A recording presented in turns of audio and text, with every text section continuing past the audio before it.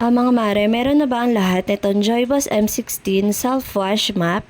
Napakaganda at napaka-aesthetic nito mga mare.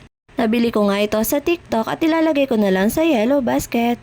Napakadali nitong i-assemble mga mare. Meron niyang upper rod, middle rod, and lower rod. Meron niyang user manual. At pwede naman kitang i-assist kahit na hindi mo yan basahin. Adjustable nga pala yan mga mare. Pagdudugtong-dugtongin mo nga lang. At ilalak mo yan kapag magpupunas ka na. Or magmamapping ng sahig. Alisin nyo lang sa pagkakalak kapag i-rotate nyo. Meron niyang map tray at meron din niyang map cloth. May extra cloth yan mga mare at upgraded na sa 3-layer. Napaka-easy nga tanggalin itong transparent locking plate na merong brush.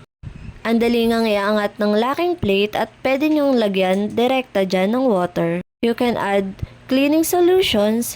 O kasi ginamit ko muna ay Zonrox at powder. Nung inanlawan ko na ay gumamit ako ng Downy. At dahil puno nga ng water ang loob niyan, kada i-rotate nyo siya, nababrush na yan kaya nga nalilinis agad yung cloth. It has 360 degrees rotating solutions. Ang cute mga mare, enjoy na enjoy kaming gamitin. Napakadali pa niyang linisan or i-drain ng water dyan sa gilid lang mga mare.